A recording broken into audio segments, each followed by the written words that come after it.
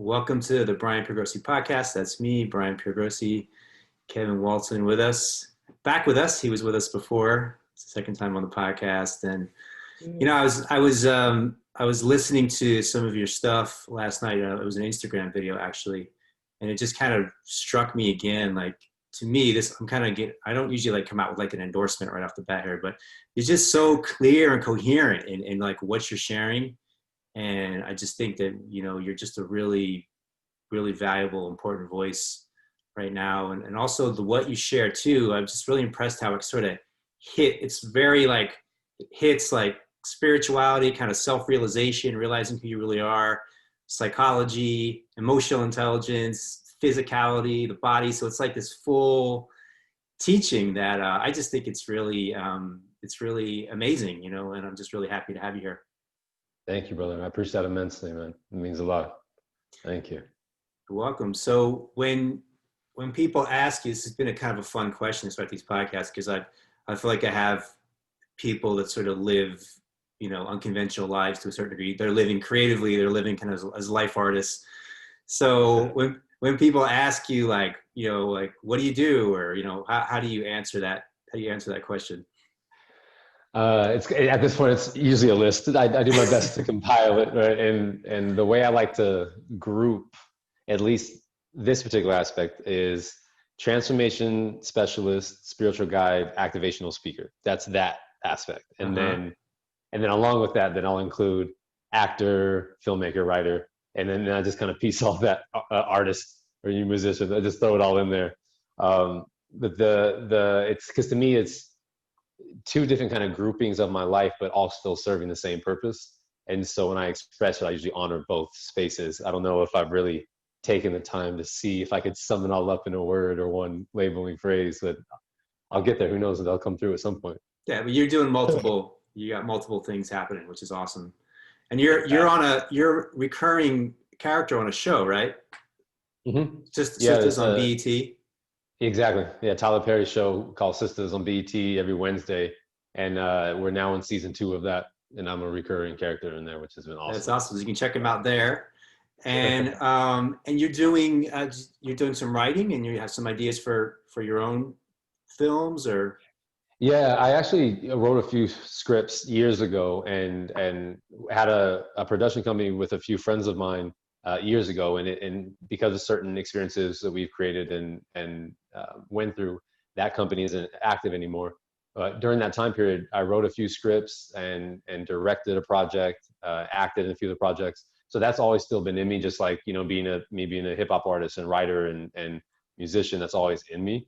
Yeah. So now that this has taken off in this particular area, that desire of bringing more things to the fold, and also to bring this kind of insight and wisdom into that arena, is something I've always been called by. And so I keep the idea of that on the table. And as I'm finishing up, the structural flow of my courses and everything else I'm doing on that side, I'm going to be making sure I devote a little bit more of attention to that side, writing film, shows, scenes, skits with my partner, with a few of our other friends, and just started a production company now with a couple of my buddies in Georgia. So we'll be bringing all that to the fold too, aside from writing the books based on my practice and creatorhood and insights. So it's kind of the writing aspect is in all those facets.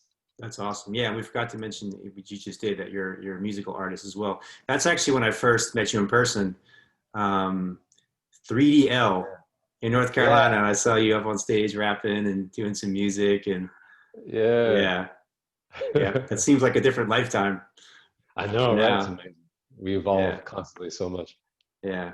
So when I think of like what your message is about, to me, it's about, this is how I would phrase it, but I want to hear how you phrase it. But I think of it as like owning your power, like recognizing the power that is within you, realizing, this inherent power that's in you. Does that resonate for you? I would say as part of it, it's recognizing the power you are and then using it for deliberate purpose.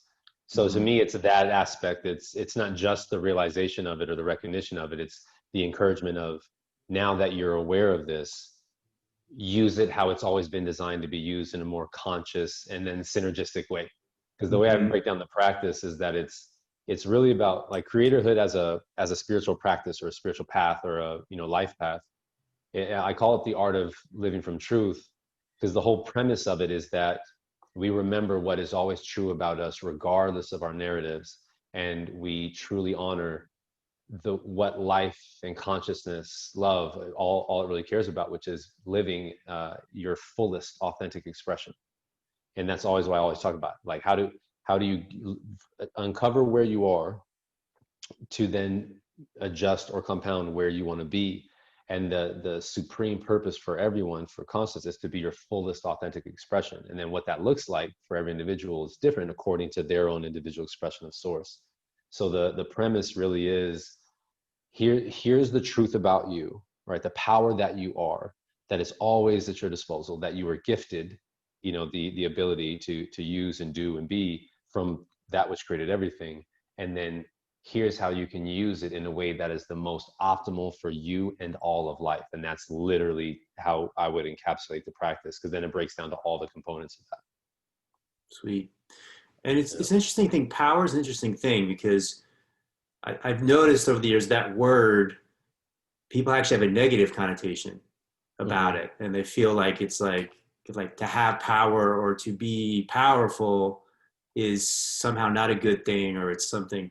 Is that something that you've noticed, and what do you think that's about?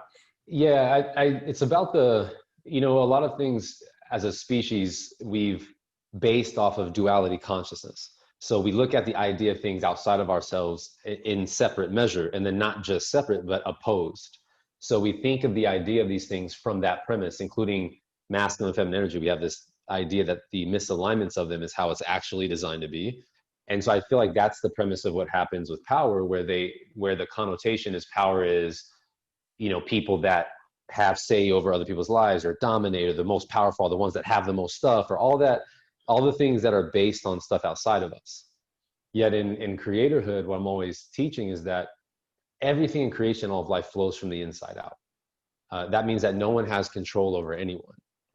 But if you're not living in a more self-aware, more commanded sense of self, you'll just be kind of using your creative energy all over the place, and your life will reflect that, and you'll think that's you being at the whim of things.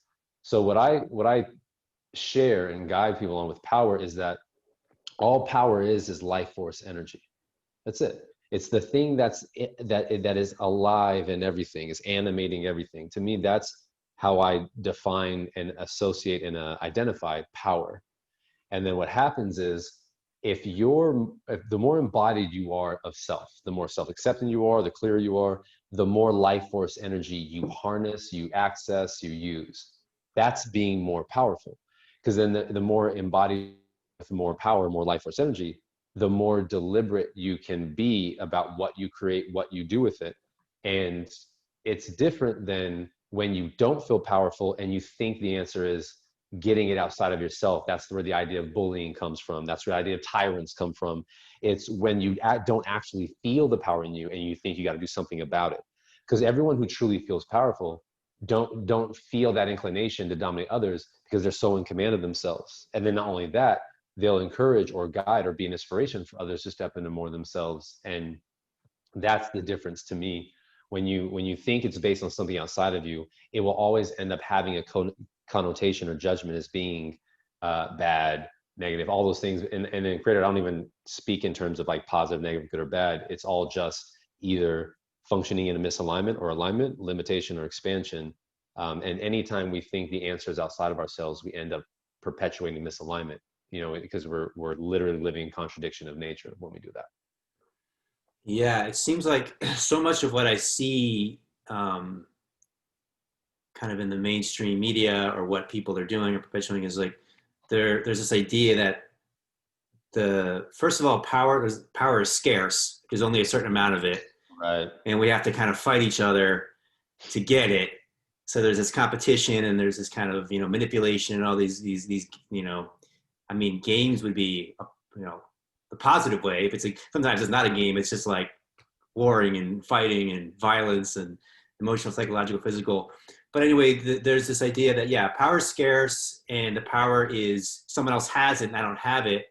Right. So it's like almost like a pie, and we have to like get a bigger piece of the pie, and other people are trying to get it.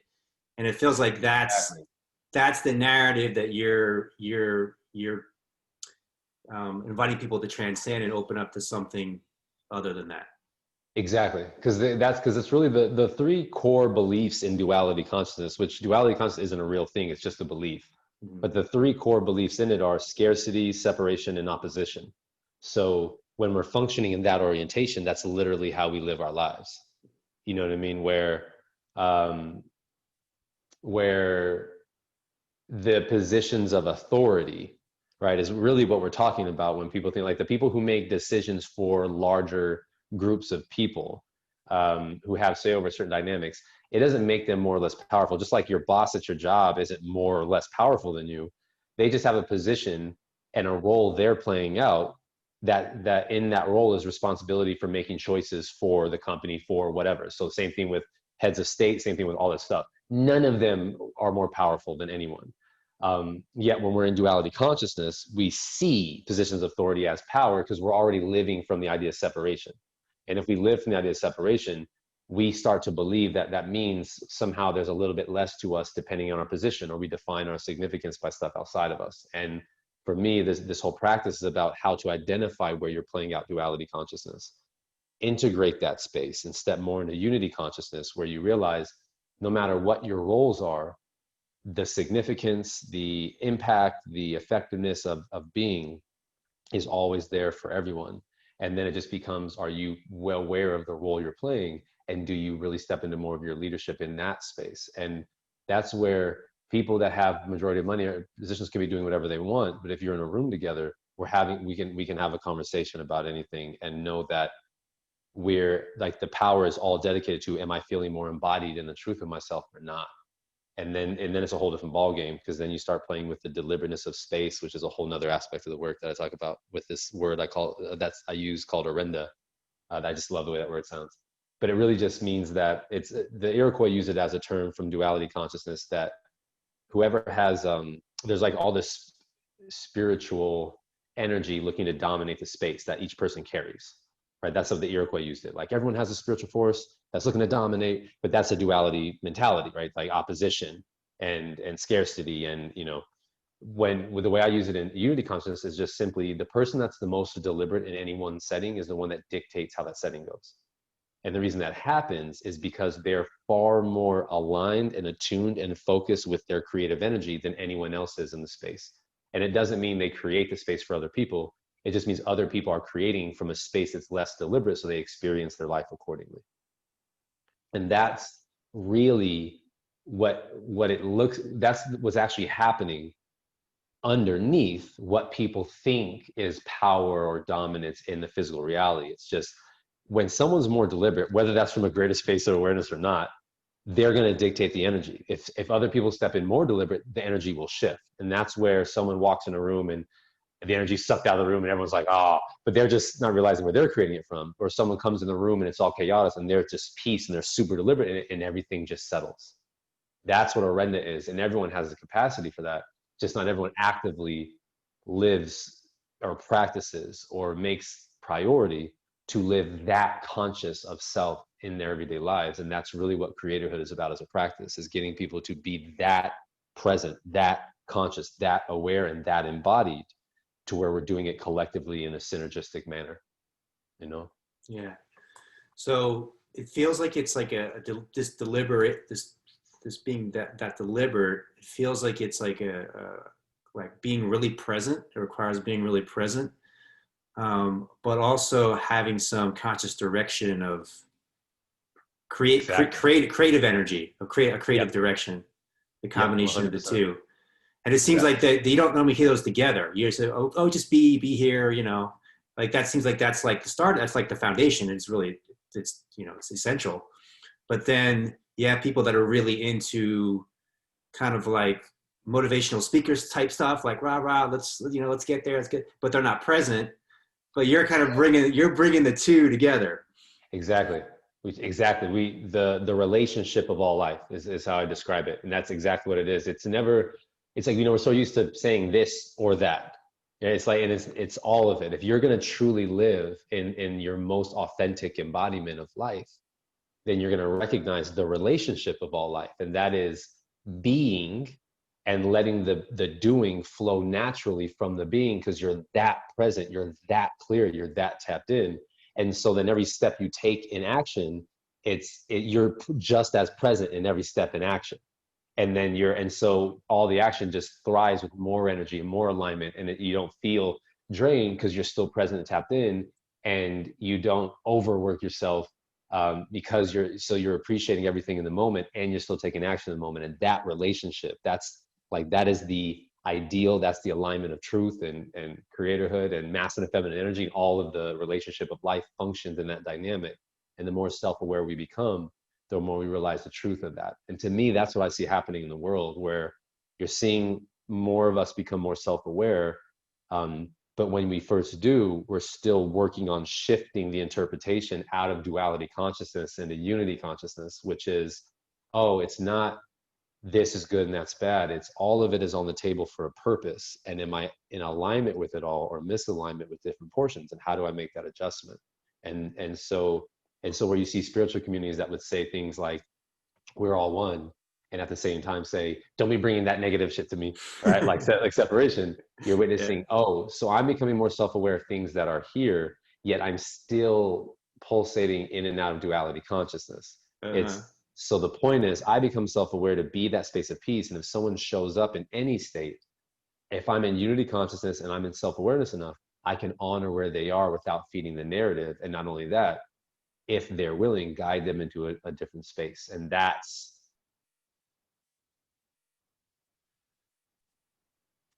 I think you. yeah. So someone just, yeah. I thought I turned Okay. off my. You there? Okay, good. Nothing. Yeah. No, that's an interesting thing. Like, one of the things I've heard in spiritual circles a lot is like, oh, I need to make a shield for this person. I need to create all these kind of new age terms people have about. And it's like, it's to me, it's like you're creating a barrier of division where you're talking about something different.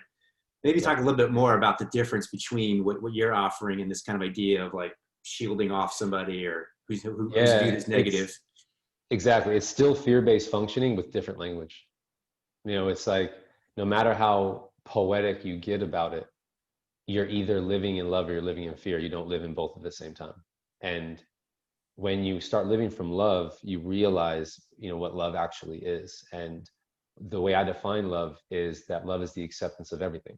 But the acceptance of everything doesn't mean settling. It doesn't mean dealing with shit the way it is. It means that you simultaneously honor where you are, where everything is, and you move toward more of you, a greater capacity of you, a greater expression of you. So that's what love represents. It doesn't give a shit about all these other, well, this is like this and this like love. Love goes, cool, here's where we're at. Here's this on the table. Here's what you do. What do you honor this? What can you do with this information? Also, you're capable of doing this. Are we going there or not? And when people live in the idea of, I have to protect myself, right? That's the fear-based mentality, that if you're going to believe you have to have protection, you're going to create something to protect yourself from. Whereas if you recognize that you're safe, and the mode is, no matter what comes, I can handle it. I'm safe. I have all the resources to do that. It is a drastic shift of reality. And I can attest that in my own personal journey, and thousands of other people I've worked with, and just other people's stories I don't even have a physical interaction with, that represents the own proof and evidence of that. So when we think we're tapping into a greater space, we can become more self-aware. It doesn't mean we're living in the greater embodiment of it initially. So when someone talks about protection, all I hear is, I'm not in command of my energy enough yet. Because the more in command of the energy you become, everything shifts in your presence. And it's real. It's not just like abstract, esoteric. It's, like you already said at the beginning of this interview, the practice that I share and guide is comprehensive. Yeah. So it simultaneously has you recognizing your multidimensional existence and living it in a practical everyday embodiment. Yeah. And that's the difference, is you become so in command, anything shows up and you're with it, and you honor and you navigate it. And it doesn't mean like you have to be the best of friends with everyone. It just means you're in tune enough to know that everything is an aspect of you. Everyone is worthy of love, no matter what experiences they're currently in. And you can become a guiding light for what's possible in this world. And that happens from you living it, not just talking about it. you know? And Yeah. so that's the shift that more people are becoming privy to in these spiritual spaces, where they think there's somehow separation, like I'm more enlightened or more aware than you. It's, if you're saying that, you aren't as aware as you think you are, because you still think there's a separation, you know. And that's, so bringing that kind of clarity in has been part of the journey too, that people realize they don't have to, that where they're actually still playing out misalignment, thinking it's unity consciousness. I think the joke is anybody that goes around bragging all the time about how enlightened they are usually probably isn't as enlightened as they Is the think. direct opposite. Yeah, because actually that was what I was talking about in my my class the other day, was literally that. It's like when you're really living enlightenment, it's just what you do. So that's not the conversations you have. Yeah. No one that I know is really in a space of what people consider enlightened even talk about the concept, because they're Yeah. so busy talking about what you can do from here, you know. And that's what makes all the difference, that I've noticed. Yeah. Yeah, that's a powerful truth right there too. Yeah. Yeah, and I think it's like you're not going to identify yourself really as, so let's talk about that. Like people identify themselves as these different, I'm enlightened, I'm this, I'm that. Hmm. Like, but the truth of who we are transcends this can kind of get us into the race stuff too, right? Because like the truth of who Yeah. we are transcends all All of identifications, it. Yep. and yet we are showing up in the world in a certain way. So maybe we can honor these certain identities at a particular moment if it feels like it's valuable, but we're not getting attached to that, but who we really are, right? Exactly. Because we're more than all of it. So exactly, like, period. And I'm such a huge proponent on, when I hear the concept of my truth or your truth, it's like I always share, so that we kind of clear up the confusion, that there's the truth, the thing that transcends all of that shit. And then there's our stories and how we honestly feel in the moment. But anything that changes isn't truth, because the truth is the thing that's there regardless of story, regardless of anything. And so, and what's cool is that everyone inherently knows and has felt the truth. Sometimes it's bigger than the way we're used to identifying ourselves, so we don't like it. And that's the concept where the truth hurts comes from. Some people are in a certain space of awareness where they really want to reinforce their beliefs, so they think that's truth. And that's where that self-righteousness comes from. And then there's the thing that is the actual truth, which is who you are beyond all of this that never changes, your connection to the all of existence and everything you do leading to the synergy of optimal thriving of all life. And then everything that you do on the journey that brings you closer to that realization on a regular basis. And so when we're living life, we use the ability to identify ourselves in certain ways as reference points, as markers, as standards. So one of the things in my practice is getting people so clear on what their standards are. What do you value? What roles are the most important you play in your life? Knowing that you're more than those roles, but you're choosing to experience life through them. So being a man or a woman, or a child, or what culture you're from, being black, white, green, yellow, whatever, being a father or a mother or a brother or a sister, being a entrepreneur, being this, that you go, here's my top 5 roles I play in my life on a regular basis, right? That mean the most to me.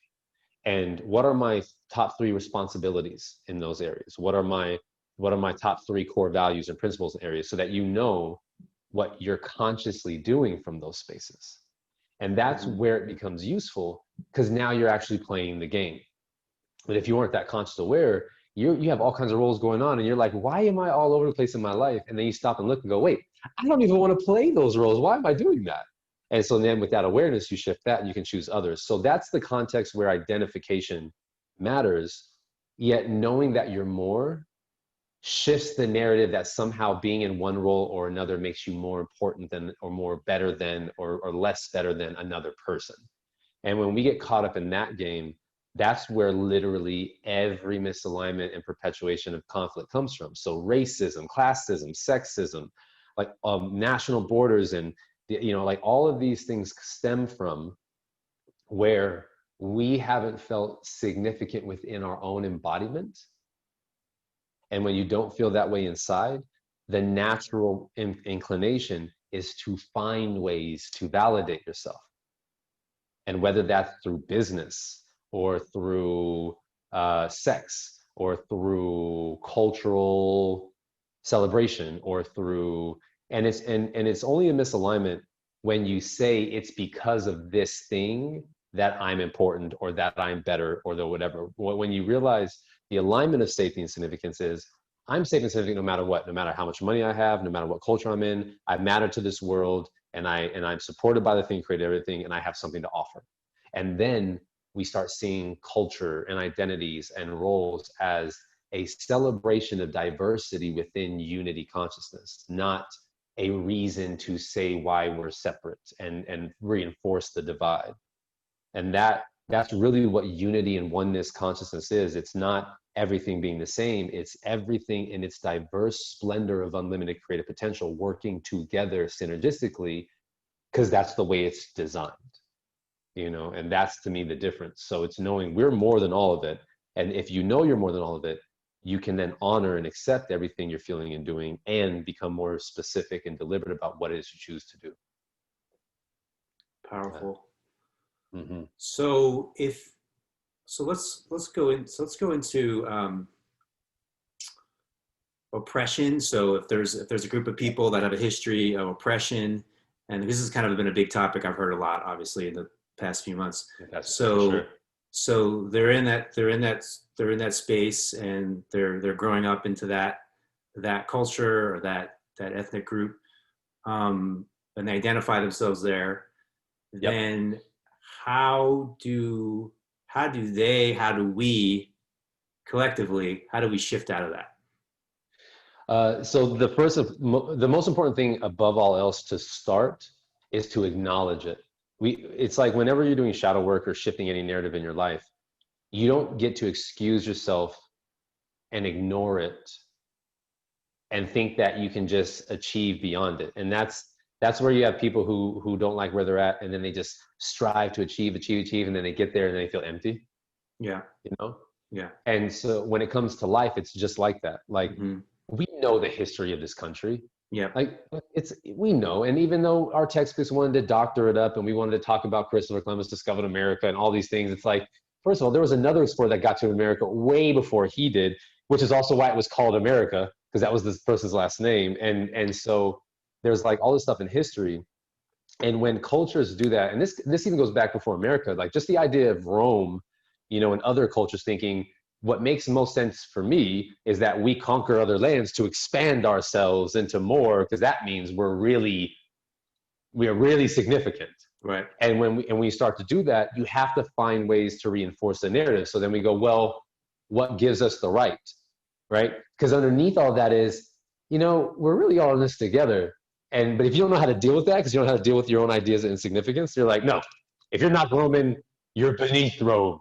Right? And everyone's done it. If you're not Greek, you're beneath Greece. You know, it's like, even in themselves, well, if you're from Athens and not Sparta, you're less than us. It's like this narrative of, I have to find ways to make myself feel more important regardless. And we do that in every sense. Like, it's just rationalization.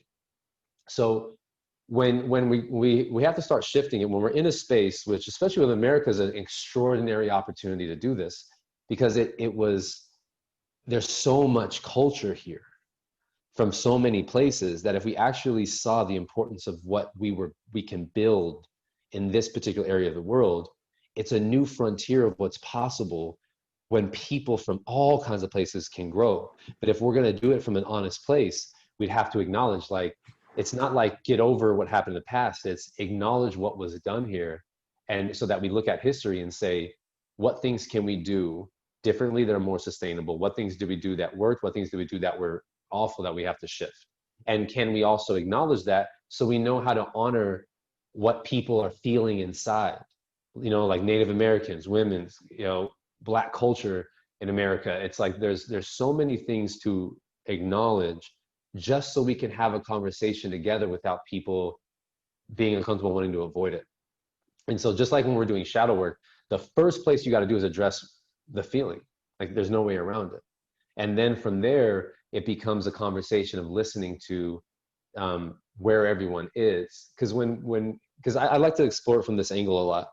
When you think of the nature of where we are as a country, and the idea of what America is, when people think of America as this, and so then the idea of other sides of it being well, this doesn't really fit in America. So it's like there's American, initially it'd be American, and they adjust it as if like Caucasian or white people. And then there's like African Americans, Asian Americans, and when it's really just Americans, right, of a diverse nature. And what does America look like when we actually honor everyone inside of its borders as a valid part of the narrative?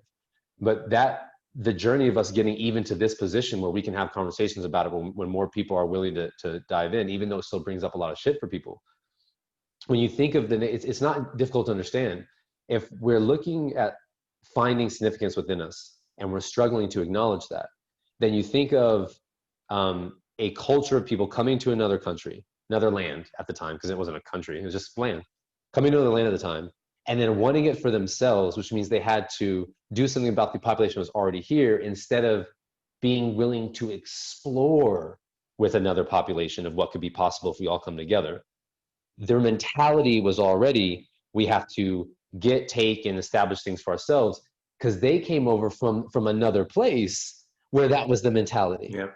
And they wanted to free themselves of it. And when you leave a space that you're in because you didn't like it and you don't address the issues you felt, you're going to play them out somewhere else. And that's why people play out behavior patterns similar to their parents, right? If they don't address them, they think that avoiding them somehow spares them from playing it out, but it actually perpetuates because you don't address the feelings. So they do that.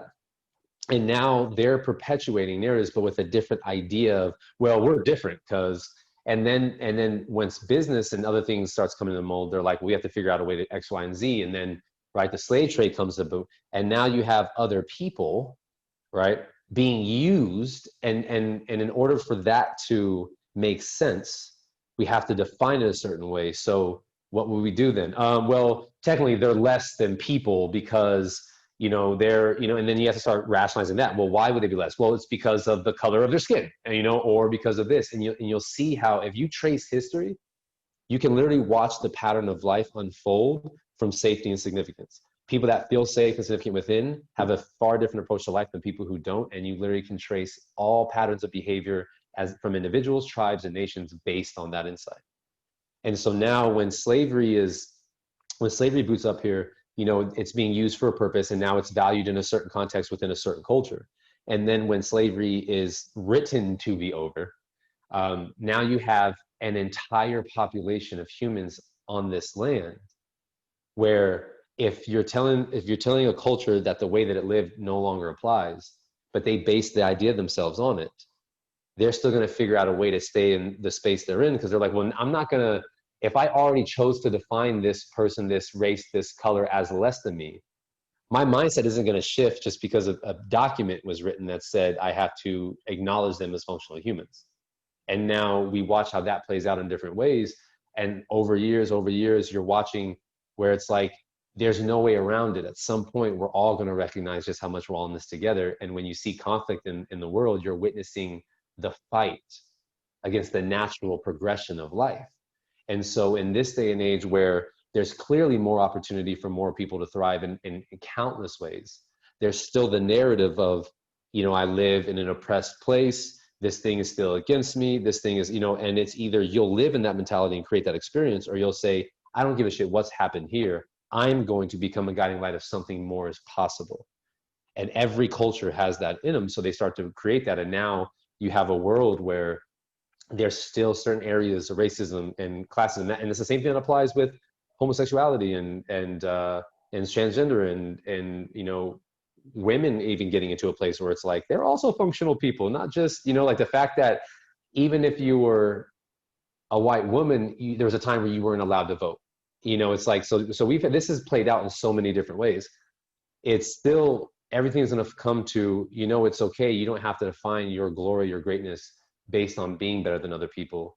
You just have to know that it's in you and you create a life from it. And so our journey of getting this to shift is being able to have the difficult conversations about what has been done and acknowledge the nature of this country and start to look at the opportunities before us if we're willing to listen to each other and have dialogue around what everyone brings to the container to see it change and evolve. And that's same things I do with couples and relationships when I do client sessions with them. Same thing I do in organizations and teams if they're having inner conflict. And same thing I do with individuals if they're having their own inner conflict. It's sit and face where the pain is and what the discomfort is. Know what adjustments are to be made, and know what it is you're really after that isn't defined by things outside of you. And to me, that's what it's going to take to shift nations. But it starts, from the inside out, and it won't be something that clicks overnight. It could be, but it won't in this current state of patterns. But what it will do is, if this approach, continues to grab hold, which it already is in so many different ways, over time it will become that. And to me, that's what it will always take, is being able to face what's here, acknowledge our own choices, what we've done, and start to explore what is it that we're actually after, beyond this. And to me, I've had conversations with a lot of different people and a lot of backgrounds. And I remember, I always like telling the story because it's such a valuable moment for me. And every time I shared it, like, I was sitting on this bus years ago, and this guy was like super swastika up and head shaved, and he was like screaming all these obscenities at me and about the color of my skin and this and that. And at this time, I'd already been doing some of this kind of work where I didn't automatically react to him. It's like we were maybe a couple of years prior to that, we probably would have been fighting on the bus. But in this moment, it was like all I could see was a brother, and all I could see was underneath the way he's behaving are feelings he doesn't know how to address. And so I just started looking at him, and I just started asking him questions that started off with him being self-reflective about his behavior, and then it going to what's underneath it. So when I saw him, I was like, what's wrong, first and foremost? And then I said, how does that feel when you express those? Do you feel like you're really getting the most out of what you want in this situation? And so you can imagine that's not questions that he was probably expecting when he was like, he's probably used to getting the feedback of people being like, shut the fuck up, you don't know it, blah, blah, blah. And so instead I just started asking questions, and it slowly started getting him to look at himself, because I didn't make it about me or like what you're saying is offensive. I just asked. I got curious about him. And by the end of the conversation, right, we're hugging, he's crying, like we're bawling together as brothers. And what I uncovered was all these moments in his life that he didn't have answers for, that just felt, until he found a place where he felt like he belonged. Like he had a very intense, tumultuous relationship with his father. So he already didn't feel like he belonged or was accepted in certain instances, which for men is a very important aspect of our upbringing, with that guidance, if it's there or not there. Then he had the girl that he considered the love of his life, who left him and cheated on him and left him for a black athlete, right? So then he has a stigma about athletes and black people. When he had a moment where he lost his job, it was like the perfect series of things. It was like he lost his job, and like the next day, I think it was, or that night, he was going to get something out of his car, and these Latin kids were Mexican, and they were breaking into his car, and he goes to stop them, and then they beat the shit out of him, right? So it's like dump, dump, dump, dump. So there's all this anger, all this frustration, all this and then he comes across people in a group that hate people in the world like he hates the people in the world, and all of a sudden he's accepted. Right now he has a space. He's like, yeah, family, like belonging, and he rocks with them, and it just made sense to him because of what he was looking for. But now he's sitting in a bus with someone that doesn't fit the idea of how he thought he had to approach life, and it opens him up to something more. And all it took was me being willing to see him and to listen to him beyond his words and behavior. You know what I mean? And that's really what I end up doing now with people in different ways, is guiding people on how to see more than what's just being presented. And that's a small scale thing. But if that's possible, larger scale things are possible. And that's part of what I've devoted my life to and have been doing ever since. And these are the kind of things it takes for us to create more sustainable change in the world. But if we're not willing to sit and observe and receive the information first, we're always going to keep missing those vital pieces that can see it change collectively as a nation and as a planet. Well, I heard you tell that story actually earlier this morning. It's a beautiful story, and I can relate to it. I've had, when I was younger, I had some experiences similar to that, in conversations with people similar to that. And I saw some, not quite as dramatic of a transformation, but I saw shifts. I saw things open that were similar to that. And it's interesting because, what I see is you were curious, genuinely curious. And you felt, oh, this person's really genuinely curious about how I think about things, how I look at things. Yep. And it feels to me like in the collective, we're going through some kind of thing where we're losing that right now. It's like somebody says the wrong thing and they're canceled, they're out. You know, everyone hates. You know, someone has a different interest than you, different opinion than you. We hate them. You know, these different things, and Mm-hmm. it's like I find I'm just I can't say it never happens, but I say for the most part, I'm generally just interested in like what. Oh, you like Trump? Well, that's interesting. You like Biden? That's interesting. Why do you have that? Why do you feel that way? What do you know? You're into QAnon. Well, okay, what's it? That's interesting. Like, what's your deal? What, you know? And I just, Mm-hmm. and it's like people. It's kind of like we all want the same things. We have a different strategy of sort of how to get there, and maybe that Mm-hmm. strategy is not really working, or maybe they think it's working, but or maybe it is working for them at that particular time, right? So that's one Yeah. thing. The other thing I see is like what you really bring light to there that we forget if we're not like really more in a kind of empathic present place is the people who are the great oppressors or the ones who are the great abusers are the ones who've been abused the most and oppressed the most, you know, in some way or another. They're Mm-hmm. perpetuating a cycle that they're caught in and haven't figured Exactly. how to break out of it. So Exactly. the people who are violent have experienced violence. The people who are verbally abusive have experienced verbal abuse. And Mm-hmm. so to be aware of that, and then I guess the question I had in anything you want to jump on that too, but the question I had that I think is really important is for someone that has been a victim, right? We can all Mm-hmm. claim victimhood in some way if we want. If we want to find that story, Right. we all have that. We all have something or multiple things. Right. But if someone who, let's say, they've experienced racism, or they've experienced sexism, or they've experienced being raped, or they've experienced being physically abused, you know, so how do they get out of that situation? How do they get out of the Yep. victimhood into what you'd call the creatorhood? Yeah, and it's so important. I'm glad you asked this question because I get that a lot too when I have my talks, and it's two things. First and foremost, all experience is always a service, and a service is always for the greater expansion of self, no matter what it is, which isn't the easiest thing to hear when it's a very intense experience where you feel violated, where you feel something was taken or destroyed or disrupted in you. It still doesn't change the truth. So the first thing that people have to do also is just to be able to honor where you are. So if you felt like a victim, you got to acknowledge that you felt that way, just so that you can honor the energy and also that you can take command of it. But the point is, life is meant to be lived fully. So no matter what we've experienced, in truth, it's not an excuse to stay there. So even if someone has been molested, abused, raped, the whole point is, if you're still here, there's some insight you have in a progressive way that is going to support you becoming a guiding light for this to change. And that's true for everybody. Not everyone steps in the space of awareness to recognize it, but it's true for everyone. So the question of what does or did this experience offer me in relation to what I can contribute to the world? And if people can talk more about their experiences of that, and then what they do from there to create more awareness, to live a more healthy life, to do something more impactful, that's the gift it's offering. Because even the person that did the action at some point still has to be able to be held accountable for their choices, because they're creating their reality too. It's not just, and I find that to be what happens a lot of time when people go, stop being a victim. You know, you created that experience for a reason. It's like, yes, and the other person that did too, but everyone's got to A, take responsibility for the reality creation, and then B, use it in a more purposeful way. But there's got to, but it's important for everyone to be more discerning about when to be assertive and tough and when to be gentle and soft, and knowing how to apply the both.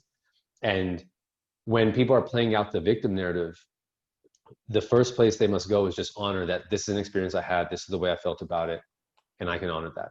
Yet this isn't the end all be all to me. So my life doesn't stop here. And if it doesn't stop here, then there must be something more I have to offer.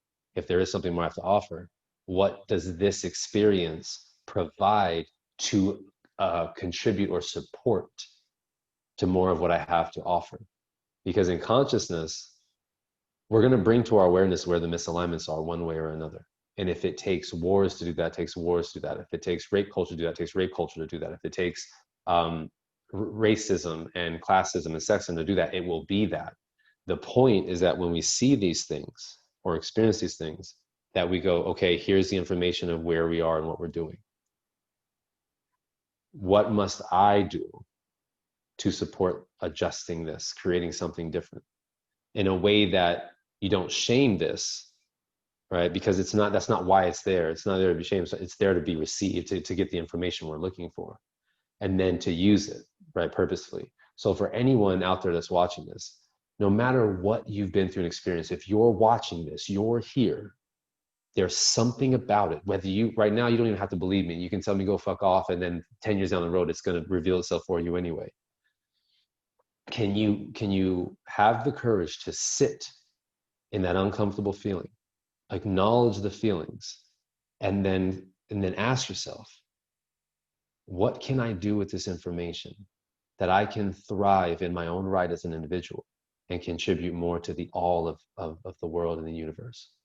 And let that land, and ask that question every day until, and sit with yourself every day until it becomes clear to you.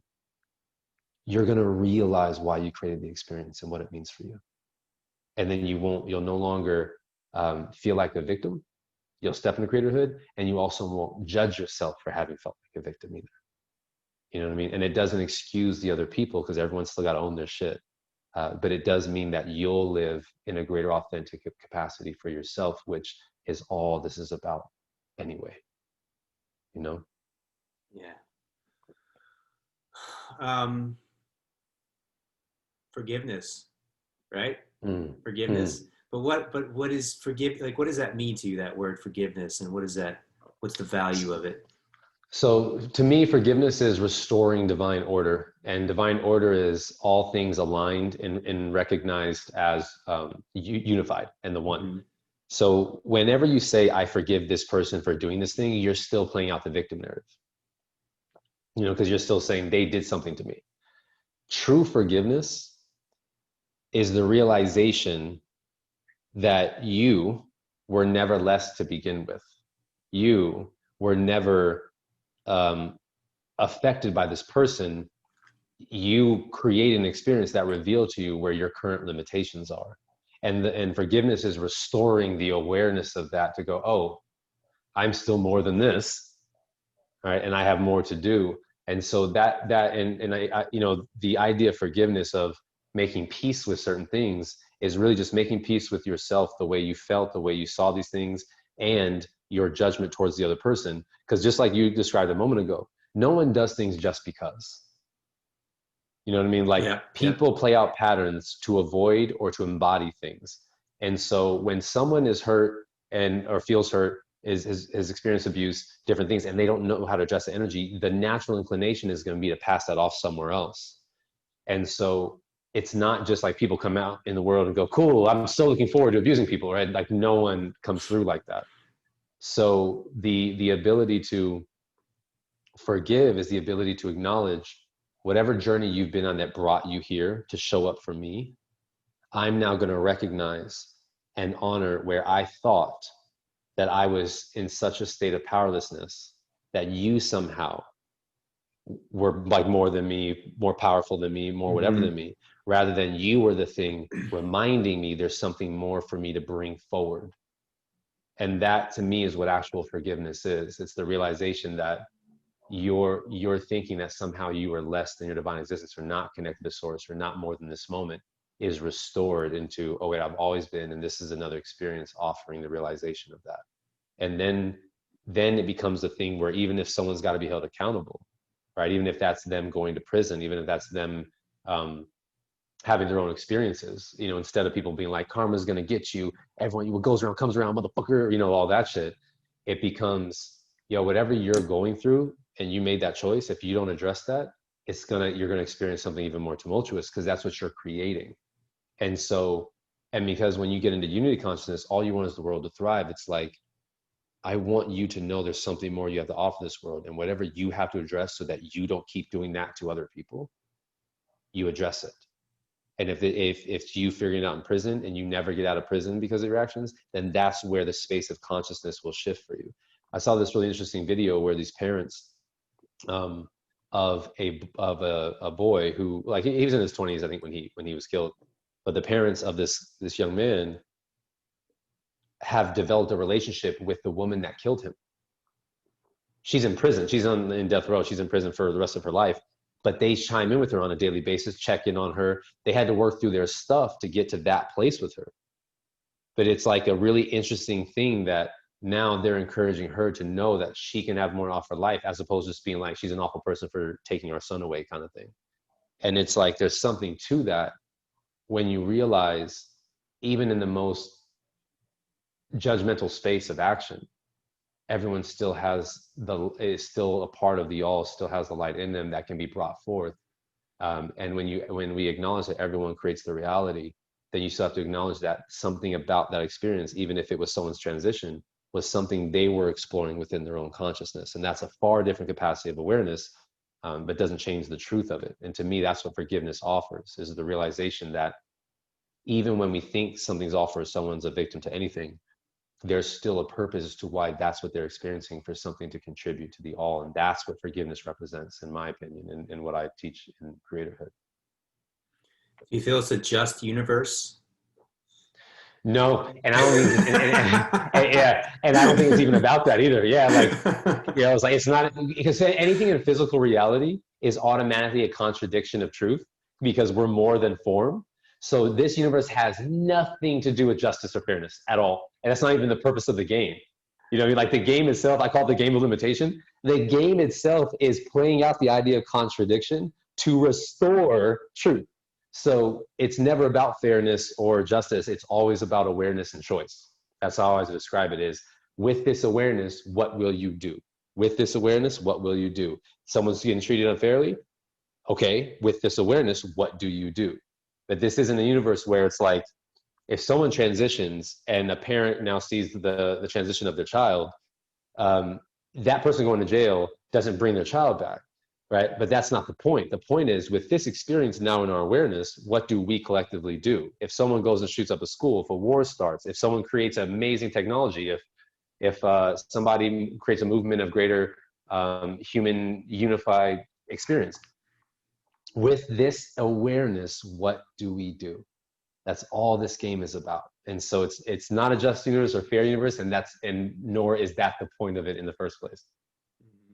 Yeah. So it's like an internal awareness is where to put the focus, as opposed to the external movement of what's happening, which is transitory. Exactly. Yeah. And it's always the side effect. Physical experience is always the side effect. It's never the cause. Mm-hmm. Right. Yep. Right. So I find this interesting thing with helping people. Let me see if I can articulate this. Okay. So I noticed that there's this thing where people want to help other people because they think they're less than they are. Right? I think this is a big thing that needs to be spoken to, because I've seen it a lot lately. Yep. So it's, to me, when I look at it, it's actually no different than thinking someone's less. I mean, it's a little different, but it's not much different than thinking someone's less than you are and wanting to hurt them. Because in actuality, from what you're pointing at and the way I see it too, no one is less than you are. Right? Even if they think they are, they're not. Right. Right. Exactly. So what I hear you saying is, to get rid of this idea of someone's less than you are and I need to help them, which seems ultimately like it's just serving your ego. It's like it's an ego thing for you, as opposed to let me. Well, how would you articulate? How would you articulate the difference between that and this other way of serving?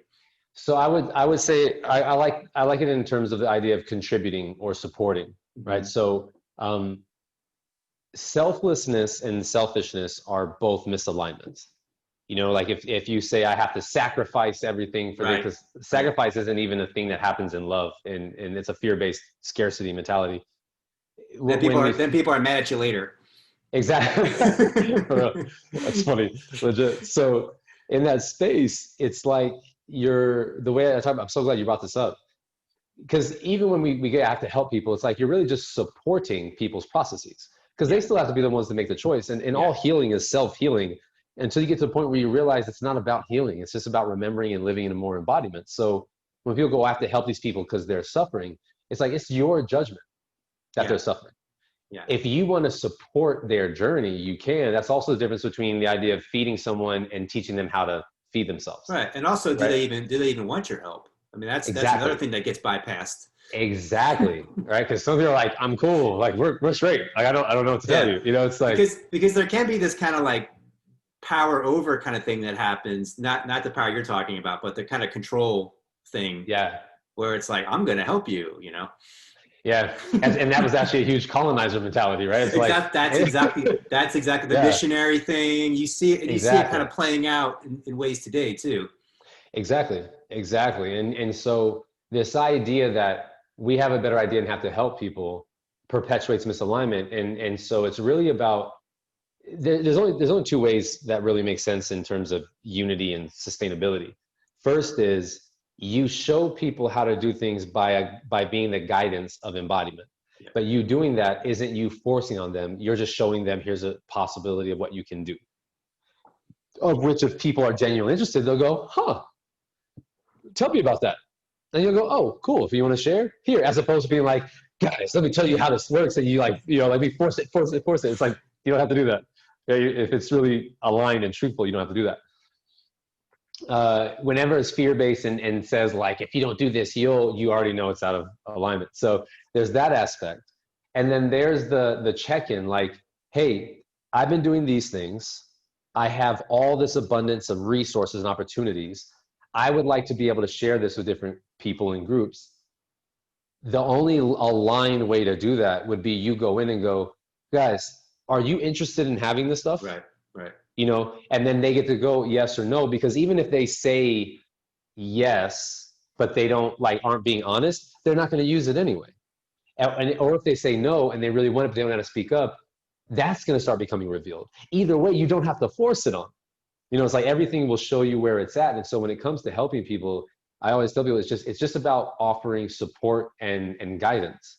And nothing is greater than you living the example. That is the first sustainable step of guidance. If you're doing it, you don't have to talk about it. People will be genuinely interested if that's something that they're checking in. Then it's you ask if you can support people's stuff. And that's like, to me, the most profound way. But when people start getting into this mode of, well, I do this, so this person, instead of it being like, I'm living this life and I have so much I just want to share because I'm feeling embodied, right? And then you just put it out there, and if people want to receive it, awesome. If they don't, it's completely okay because you're living it anyway. And that's going to be the key, because everyone at some point will have to make the decision for themselves, no matter how long that takes. And that's really what to me support or help or contribution is all about. It's you're not helping people to like you're not helping people on your own accord. No matter what you do, you're guiding people to be able to handle and take care of themselves. That's the only way it would ever be sustainable. And that to me is all that really matters. And you don't force that on people. There's just no way to do that. Because either way it goes, the natural inclination is that things will come back to recognizing their own sovereignty. And at some point get into the awareness of their sovereignty to be a part of the whole. That's why every single form of oppression leads to revolution. You know what I mean? Like if suppression and colonizing was the answer, you wouldn't have revolutions, and rebelliousness. And so the natural inclination of support contribution is that natural mechanism of, I am a part of the y'all and I'd love to see the y'all thrive. The misalignment is when you think you can speak for other people of which you don't know their journey and force it on them. And then that perpetuates more alignment or misalignment. So to me, when it comes to helping people, it's like, first be the example of guidance, and then ask them if they want it. Because even if they say no and they do, that'll come to light in time, and now it'll happen in a more organic way. Because even like, you ever been in a space where you want to do something, but if someone came and told you, go do this now, your natural inclination would be like, don't tell me what to do, even though you also want to do it. It's like so those kind of things reveal a lot about the nature of life and humanity and our psyches and stuff. So it's, to me, it's really understanding that, make it an offering and of service and contribution, but start with being the example first so that it all flows in alignment. I think so often the example is enough, right? It's like in ways that you or me or anybody, who's on this path, we'll never even know all the people who shifted and opened and things through just us walking down the street or saying a couple words to somebody. I've Yep. had those experiences when I've been on the other end where, I could just feel somebody's presence when I, especially when I was younger on the journey, and they'd say a few words to me and it was just like, oh my God, it was something I feel different inside. And it made me inquire deeper, like, what do they got going on, Exactly. yeah, Exactly. so there's that. And I think it's like yeah, it's like, whoever you are, like, you have all the power inside, like you've been saying, you have it all inside. You Yep. actually don't need my help, right? But I'm here to help you if, but I'm here, I'm available to Yeah. support I'm you a resource. recognizing the power inside yourself. But I don't see you as less than, or I don't see Exactly. you as needing help even, Yep. right? Exactly. It's like, it's literally, hey, by the way, I'm a resource here for Yeah, you if you want it. And yeah. it's like, if you're okay where you are, like, you don't need, no one really needs anything when you realize the truth is that everything's at your disposal. All that you could, what supports you is a shift of awareness or a shift of Hmm. perspective. But Hmm. knowing that it's not that anyone needs help, it's, if people are in a position where they could use some support, it would be invaluable. And when people become more aware enough to know the difference, it changes everything. Hmm. And that's the other aspect of it, because I think it also goes in alignment with that idea that, when people say be grateful for what you got because there's other people who are worse off, it's Yes. like, that's Yeah. not how gratitude works. Right. But it's like, Right. at least I'm not that person. It's like, Right. that's nothing about that is truthful, and nothing about that is sustainable. It's like, you feel gratitude because you're tapping in the presence of just how sacred life is, and how appreciative you feel for where you are, what you have, things in existence. And Yeah. yeah, I just want to say the problem with that is because this gets to what I was trying to getting at even deeper. So I'm glad you brought that up. The problem is then you actually need people to be worse off than you to feel grateful. In order to feel So valid. Exactly. yes, so it's like this weird thing of like, that's where the helping thing Yep. comes in. It's like, Yep. I need I have people to. to be less than me to feel good about I'm helping them, and I can, Exactly. yeah. So it's like, that's the thing we want to transcend and recognize that no, that ain't that's not the reality. Exactly. Because it's the same, and that's the same mentality that is where racism, classism, all that stuff comes from. It's like, that literally is a concept, and so that's the way we'll disillusion ourselves, thinking that that makes sense as a justifiable measure, right? In that Yeah, way, and it's not. yeah. It's not. And these are people that I think they mean well. They mean really well, but they don't recognize that duality, that separation that's there. So it's like transcending that. Exactly. Yeah, you're just looking Exactly. at yourself in the mirror. It's just you. You That's know. Yeah, it. yeah. Exactly. Awesome. You want to touch on? We have all this with the lockdowns and COVID and um, Yeah. Yeah. Yeah, it's such a beautiful time period because it's revealed so much, right?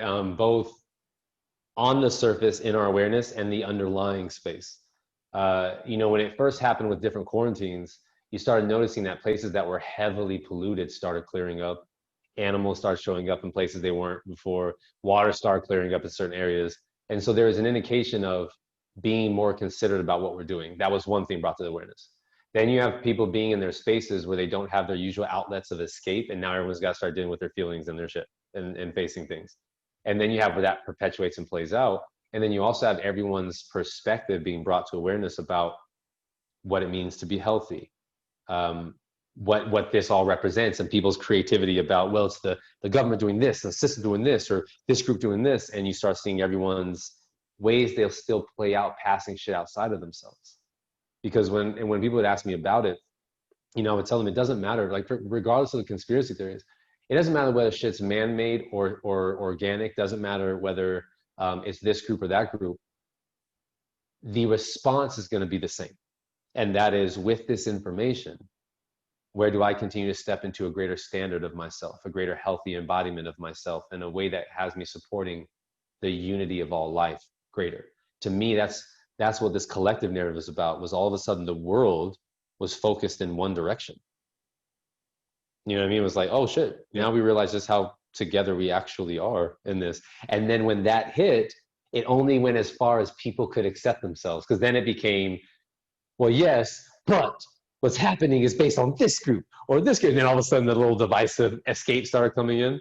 And so to me, it was just a huge moment of self-awareness that in that space also brought more light to other conversations, which is where like the George Floyd thing happening, it was like, you know, and Breonna Taylor and all these narratives that came up, and then different cultures about what's taking place in capitalism and all these different aspects, you are witnessing the opportunities presented to us as a species is to be way more engaged and involved in life instead of excusing ourselves from it.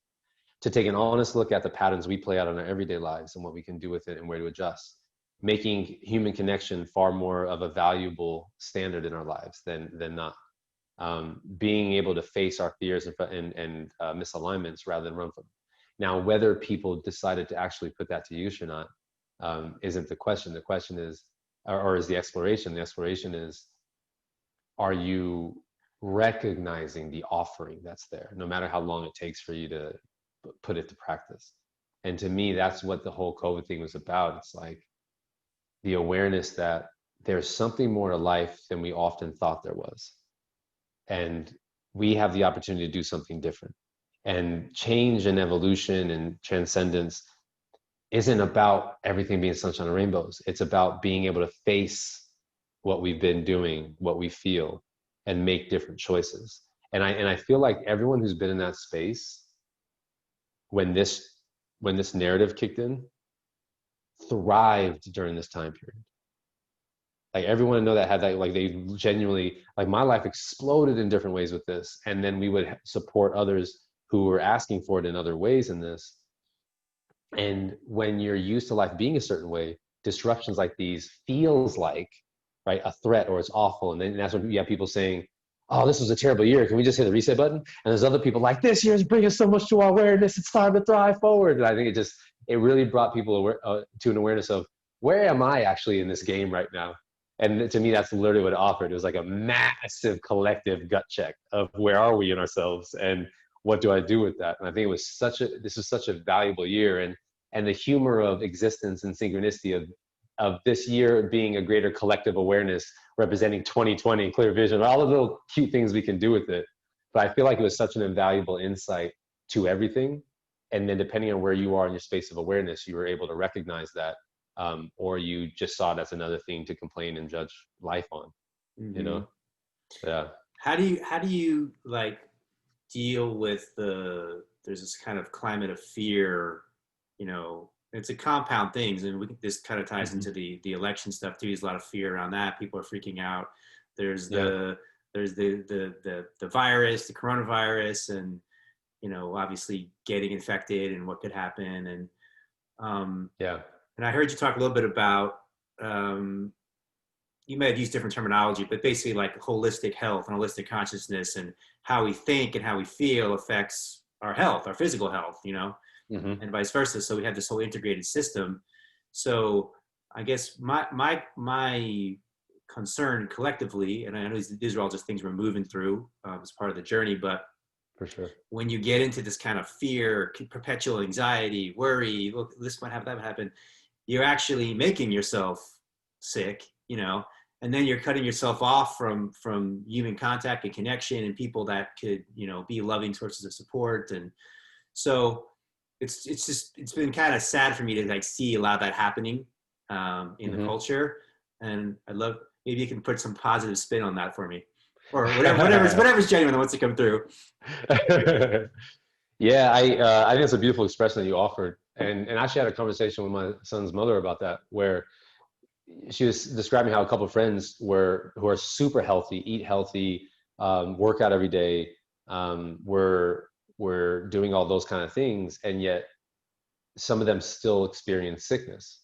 And I said, well, because, you know, I was telling her that you can do all the physical things you want, but if you don't check in with your own emotional context and the way that you handle experience in life, and whether it becomes an opportunity or you see it as a problem and make it a stressful thing, you experience life accordingly. And that's really where all illness comes from. It's like, as much as we want to talk about it on a physical level of viruses and this, we still perpetuate in ourselves in the regards of how we channel and process energy of emotion, right, of thought and attention.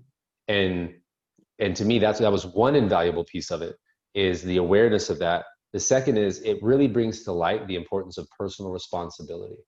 And to me, that's what it all comes down to. Even with the election, it's like, I hear people say, I'm not going to vote because I don't like either one of these guys. And I go, well, you're missing the point.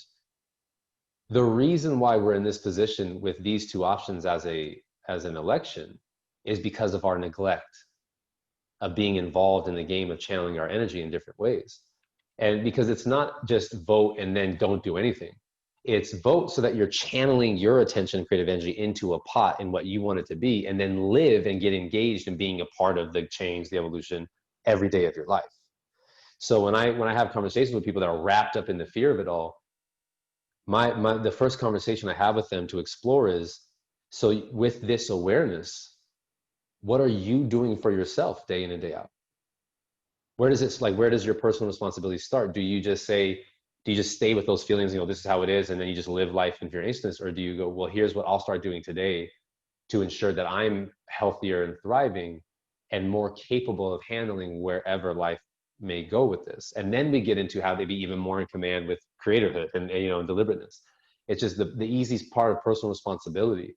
It's an adult thing because that lands for a lot of people, and bringing them into that state of awareness. And for me, that's really what it's all about. The fact that it's coming through this time in an election year, racism's on the table, different cultural divides are on the table, all this information, it's like it comes down to, with this insight, what are you doing every day to live a greater standard for you, your own mental, physical, emotional health, your own contribution to your block, your job, your family, your neighborhood. And then we just keep building it from the inside out. But the pattern of behavior of, well, it's all a mess, so I'm just not going to bother, is why we perpetuate misalignments. It's that mentality that has you living a life far from what you're capable of and what you really want to live. And to me, it's always going to come back to that. The opportunities of sacred, living is the personal responsibility of owning where you are and making choices that support it growing into something more, no matter how long that takes. And it's such a dope space to be in because it brings us back to the truth of that we still are the power, right? No one controls us. No one can control consciousness. So that means you have choices. And if you have choices, and my job is to bring to your awareness and offer you the ability to make those choices in a more deliberate, clear way, will you actually use that? Will you actually put that to work? And the cool thing is, no matter how long it takes, you're going to one way or another. And your life is going to keep offering that opportunity for you. And at some point, everyone will get there, no matter the incarnation, no matter the time period, no matter the state of things. If zombies are running around the planet tomorrow, this would still apply. If extraterrestrials landed tomorrow, these things would still apply. All that could happen, by the way, the next week. Indeed. Legit, right? It's like, and if it does, this also applies, Still y'all. applies. It still applies. Oh, okay, so here's where we're at in the game. All right, what do we do with this information, So, yeah. One of the things I heard you share and I personally appreciated was you're saying how people are in not everyone's in the same place right now. So regardless of where I am or where you are or where someone else is, there are people who are in a lot of fear right now. And there's also people that, there are also people that are they're into the mask, or they're into social distancing, or they're into whatever. And instead of having a lot of division around that, having that be another battleground, Right. how do we transcend that division? So interesting for me, because I'm not personally, I don't like wearing a mask. I don't like any of these things that are in place. But I had a situation yesterday where there's an elderly lady who's a friend of mine, been a friend of mine for a while, and she asked if we would help her move. And she is very into the mask, and she wanted everyone to wear a mask at all times, Mm-hmm. So I just, what you would say, I made a deliberate choice of okay, that's what she wants. That's her home. I'll do that for her, and I'll go. Exactly. And I'll yeah.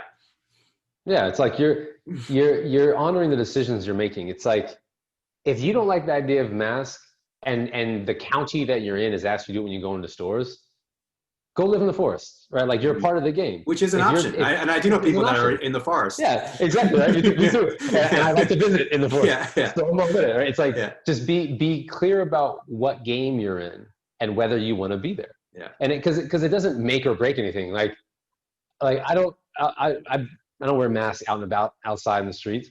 If the stores are asking for it, I remember when I first went in, when the county first was like asking mandatory, I would just walk in, and to me it was just reality creation. I was like, let's see how long I can be in here before someone says anything. Yeah. And there's times I'll go all the way through the process and no one would say anything. And then there's other times to explore, and then I would say, well, what matters more to me right now? Being in connection, getting my stuff, and going to handle my business. Cool. What creates the most effective ease for that? Wearing a mask, going in the store? Okay, it's not the end of the world. Put a mask on, get the stuff, I take it out, and I go. If you're going to contribute to someone who's asking for your support, right, and you're making the conscious decision to go support them, and they ask you to wear a mask because of the narrative they're in, you're like, cool, no worries, because you don't have to go help them. You can just do your own thing. But if you're or I could say, I'm deliberately choosing not to go. So it's like, I think the choice is ultimately always yours, right? Exactly. That's it. It's like, it doesn't have to be this big fight of people wanting to suppress you with a mask. It's like, it's not really that unless you're making it that, which you could. But there's also ways it's less stressful. And when you're, and what I find is the difference is when you're aware of your sovereignty, you get caught up less in the conflict, right? Because you're just like, well, let me make my conscious decisions. This is what I'm choosing to do, and it's okay. And if I don't want to do that, if I feel inspired to make that my claim of taking a stand, I could do that if that's what I'm going to use my energy. Mm-hmm. But I'm sure there's other more productive, effective, sustainable things you could be using with your creative energy just as much. And to me, it doesn't have to be an issue either way. But if you're aware of your sovereignty and conscious in your decisions, you'll handle it all more effortlessly. Mm-hmm. And to me, that's what it always comes down to. And when you get caught up in the narrative, which is what happens a lot, you can take that shit and run with it. Like you can stack a distorted story to all kinds of depths, right? It's like, and we do that because creative energy is that playful. But it's not that big of an issue either way. It's just, are you clear in your sovereignty, and in what space do you choose to use it until you step into more awareness to realize you can also make other choices? Because when you start understanding how science works, too, you realize that certain fear-based thoughts of don't do this because this is another potential, and then you go, oh, that's actually not even true. We don't have to keep doing that. I can make a different choice now. But that's a part of the game. So when you're honoring people where they are, it doesn't mean you have to shrink yourself to fit the narrative. You can still stay in the space you're in. You're just acknowledging that that's okay, that that's where they're at.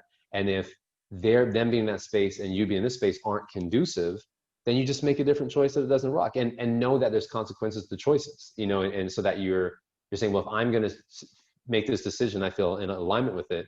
And right now, based on where they're at, this is the response, the reaction, or the circumstance. I can acknowledge that, but I'm clear on my choices.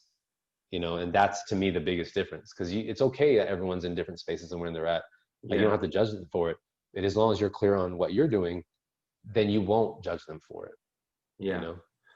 Yeah, we're kind of in this. I feel we're in a space where, I mean, I guess we've been in it for a long time, thousands of years, but it's coming up right now where it's like we love to have the other, and it's like the other is the enemy. The other is they're the bad people, and we're always the good people.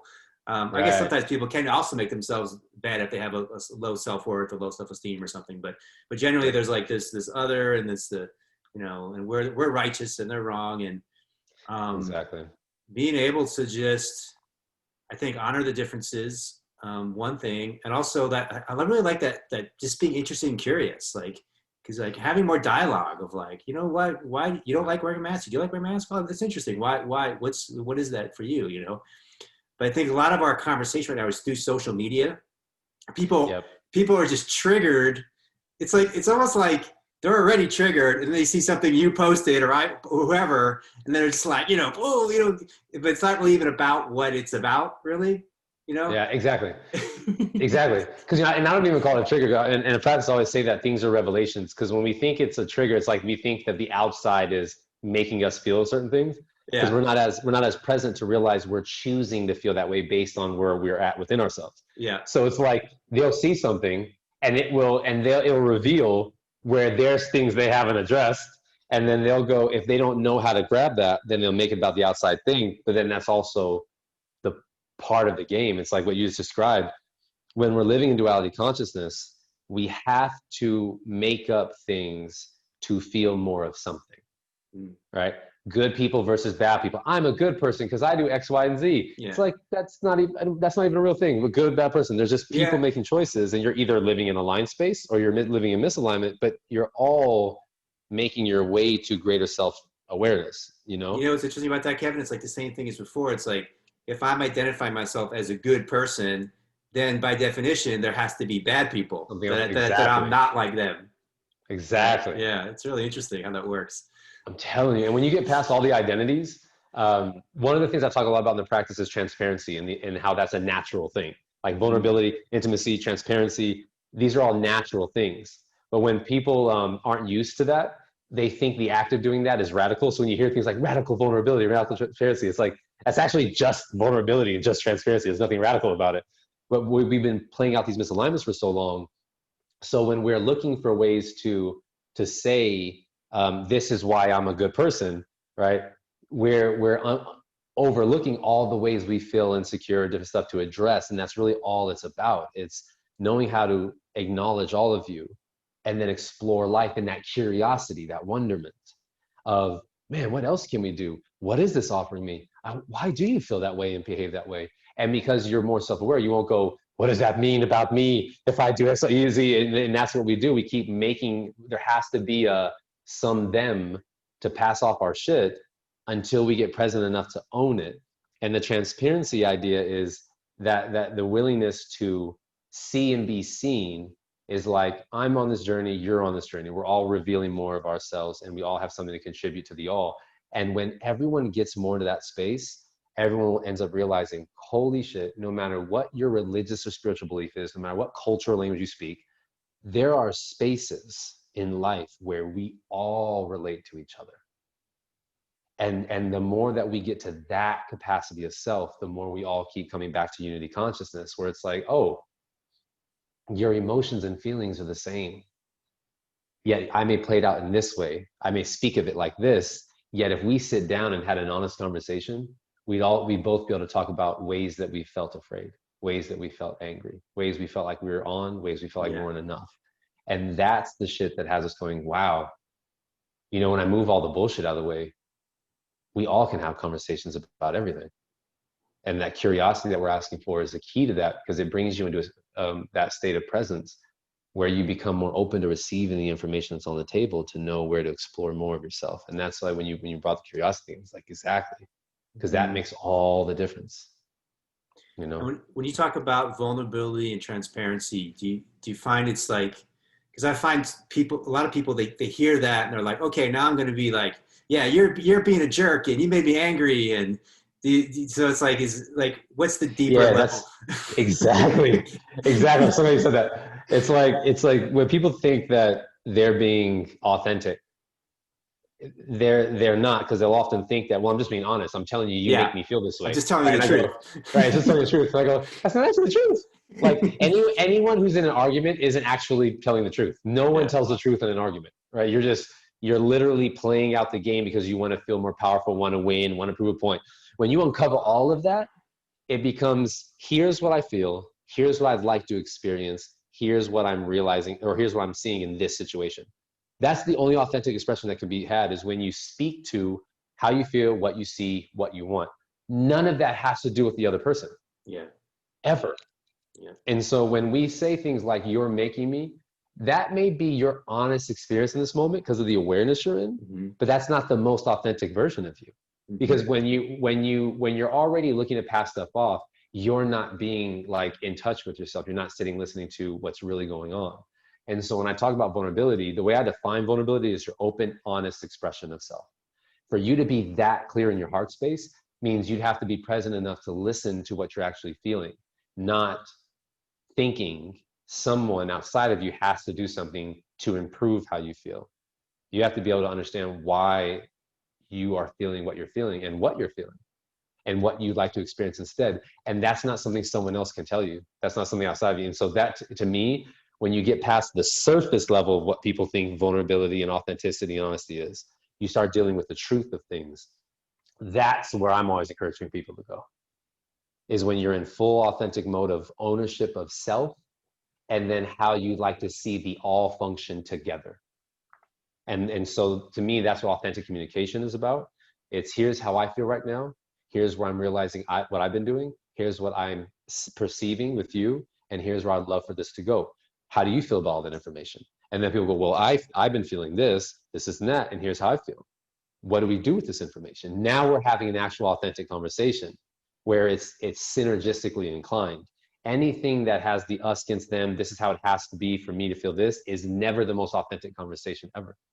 And that's the difference. And I'm so glad you asked that, because so that we have discernment and precision on understanding it, because vulnerability is a source of our greatest strength.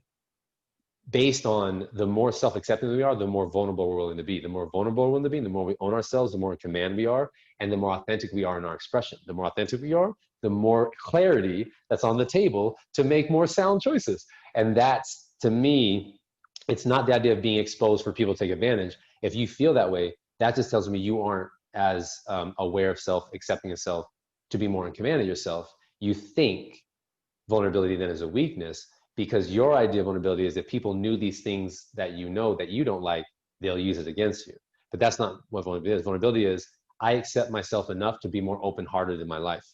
And if you're really living the truth of that, you're never at the whim or at the mercy of other people, because you're so in command. You know how to honestly express yourself. You won't quiet down when it's time to speak. You won't speak when it's time to listen, right? You won't pass off your shit on other people. You won't think that you know better than someone else's journey, because you're actually open in connection, open in the heart, and more curious. And so truly living in vulnerability, truly living transparently, which is vulnerability and intimacy combined, you're living in a more authentic space that is far more in-depth and expansive when you recognize it in unity consciousness than people think it is in duality consciousness, which again is still them living from scarcity, separation, and opposition. So then all of that shit seems like a threat and a scary place to be. So thank you for asking. So we brought that precision to them. Love it. Yeah. I don't think I ever asked you. Well, I know I didn't. I didn't ever ask you where did this wisdom come from for you? Like, was there certain teachings that were valuable to you, or certain life experiences that opened you on this path? It was comprehensive. There were experiences I started accessing early on that I had no reference point for. Yeah. And it was insight that I knew it wasn't my individual idea of things, because it was bigger than the idea of what I thought things were. And then I was like, I have no idea what to do with this. It doesn't even make sense to me. And I just went on living my life. It's like, whatever. And then, because no one was talking about it. And then all of a sudden I started seeing things like differently, but I didn't have the space to reconcile who I thought I was and what I wanted to be in relation to what I was accessing. And then I came across different things in life that revealed more of what I was tapping into. So there were books I came across, Seth Speaks in the Nature of Personal Reality, A Course in Miracles. These things were to me references of, oh, this is what I'm tapping into. But I felt like there were certain things within each context that were underlying that wasn't spoken. Like A Course in Miracles is such a rich piece of information about certain aspects of truth and life. And never once in the book did it ever say why we were playing this game in the first place. And no one ever talked about that.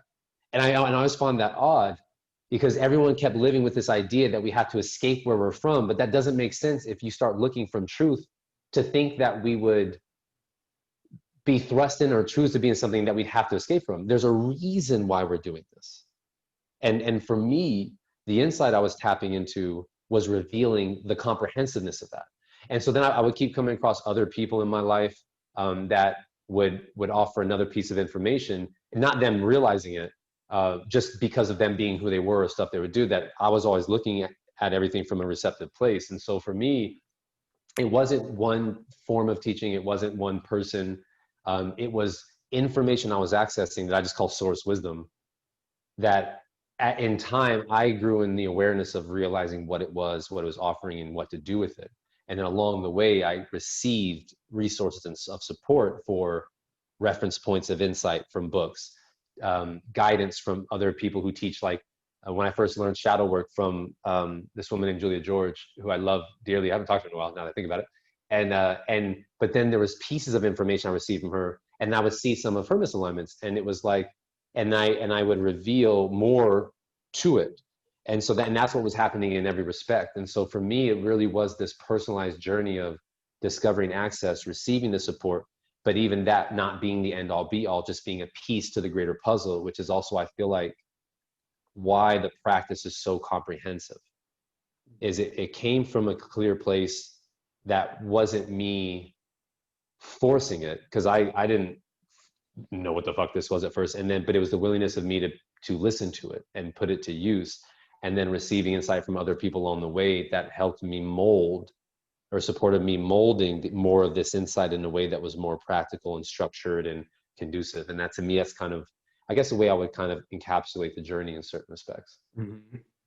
I got one more question for you. You brought up Seth Speaks and Course in Miracles, Mm-hmm. and there's other books that have inspired a lot of people like Abraham Hicks, and Mm-hmm. so basically there's these channel materials, you know, that have really been, and there's Law of One. I know also that a lot of people, my friends, are inspired by.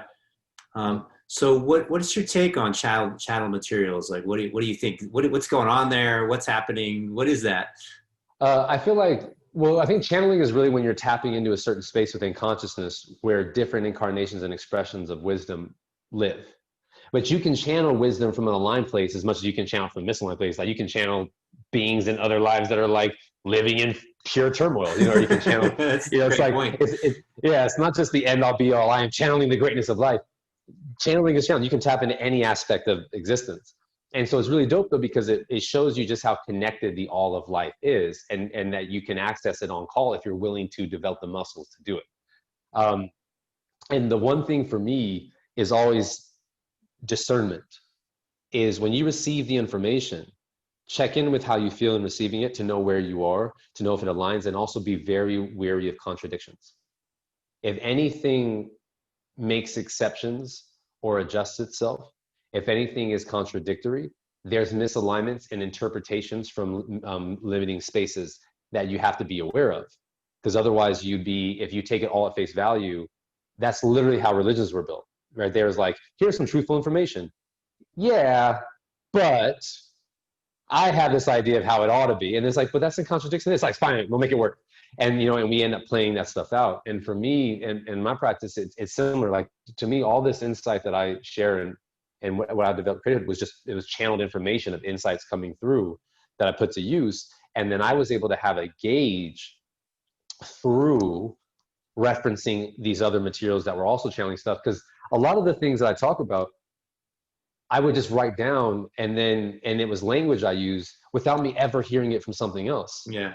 You know what I mean? And all of a sudden it's like, and I was like, oh shit, this is what I've been doing. And I've had friends who would go like explore other spiritual practices, and then they come back and be like, yo, this sounds just like this thing. And that's when you know you're tapping into something where everything's connected. Yeah. But it wasn't me getting it from those sources. It was like all those sources were confirming things you're tapping into. And then that just opens me more up to keep exploring more of this insight. And that's literally how the practice built. So it was a really organic, developed process in that same realm of like channeling insight, because everyone's connected to it. And it's just, are you willing to open yourself up to keep accessing it and then do something with it? And to me, that's what all the channel materials are in.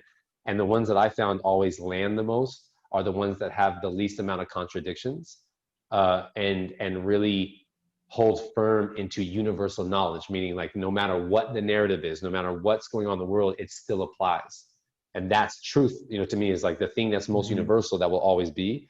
And that was one of my skill sets early on, was just that. Even if I wasn't fully living it yet, I could just discern things that resonated as more truth and things that were more narrative. And then I still had to acknowledge that within myself, of where I would be living in an idea of truth, and then I'd be playing out my own contradictions. And then I had to come face to face with that too along the way.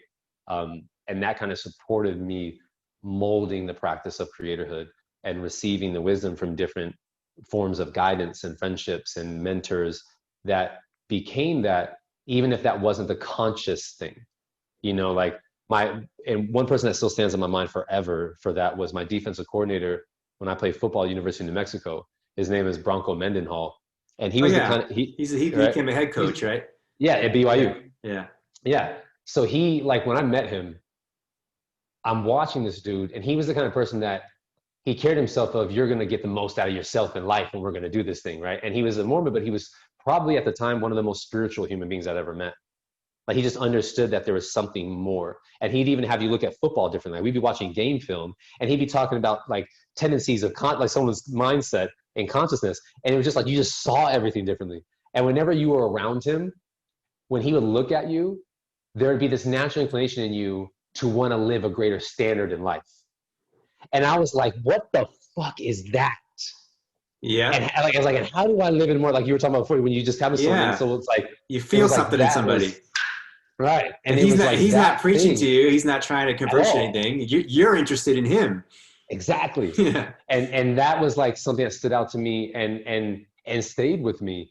And it's like those kind of things are what would show up in my life that I would receive and explore, rather than just saying someone, I want you to be like my mentor. That's, for me, that's how my journey was.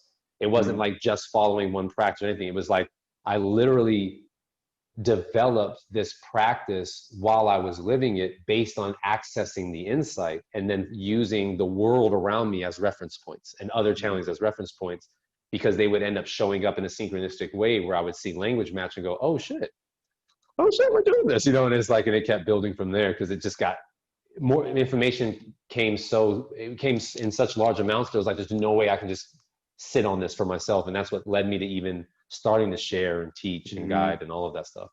But when Yeah. you channel, are you channeling other entities, or are you channeling, like, kind of channeling yourself? Right? Because I feel like some people just channel themselves, And Yeah. then how does one access, like, how do you get in that space of being able to channel?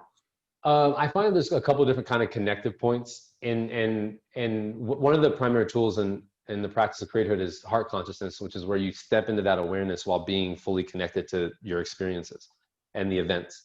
And in channeling, you can get there through the breath. You can get there in a shift of attention, and usually it's the collective of all of that makes it what it is.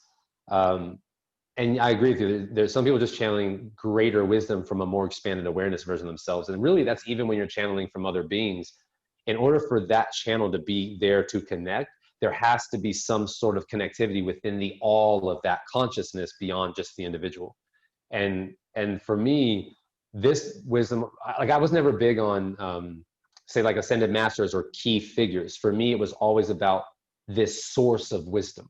And so where I could tap into different figures and ascended masters and have conversations, it was never the big thing for me. So even when I would have meditations about seeing my spirit guides, they always came in amalgamation of energy, because it was never, because they didn't give a shit about labels, right? And they said, neither did I. So we didn't have, that wasn't the conversation we would have. It was just, here's wisdom, do something with. And so for me, when I would channel this stuff, it was like tapping into visions and insights, seeing images of how all of creation functioned.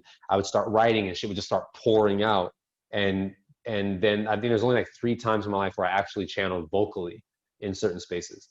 But it was really just things would like make sense and show up in visions and feelings. And then I would start experimenting with it, exploring it. And that was kind of the experience for me, was the channeling of source consciousness, a greater space of consciousness within myself. Mhm. Yeah, and knowing that it's a part of the all of things. And to me, that's what it felt like I was channeling and what I kind of speak to, while also being aware of channeling with other beings, because I've also had that experience, like channeling these one beings that didn't even have a label. They just felt so light because they felt so far beyond physical ideas of things. But there was a connective space of prime creation to them that I felt too. And it even came in the channeling of like that space of which we connected.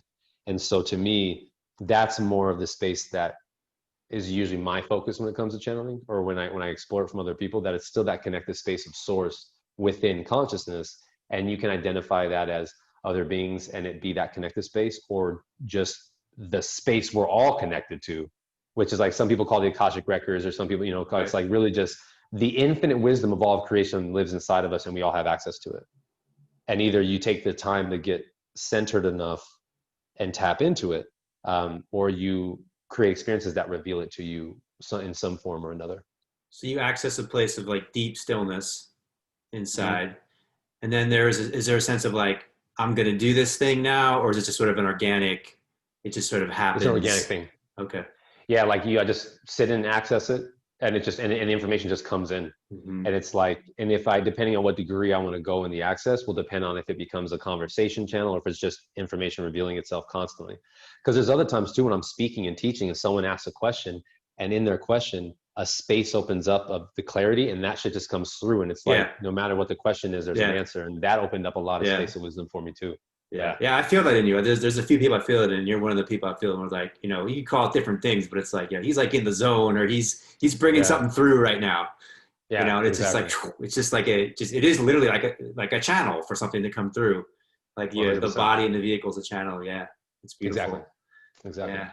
Well, how can people connect with you? What do you got going on that's exciting to share? So everyone can connect with me through my social medias, at Source Radiance on Instagram, Source Radiance on Facebook, even though I have not been on Facebook as much over the past couple of years.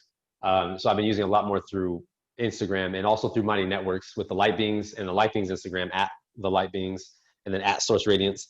I'm going to be building up more content on my YouTube now, which is also Source Radiance. And we're getting the Light Beings website updated, which is lightbeingsministry.org. And that'll be up and running way more comprehensively over the next few months. I have the Creatorhood Initiate Training, which is my public offering of how to learn, receive, and access more inner wisdom through creatorhood as a practice. And people can, there's a landing page I have available for that through my social medias that everyone can go and sign up. The next, I'm already in the next rounds of phase 1 and phase 2 now. The next launch of them will be in January, so people can sign up with me there.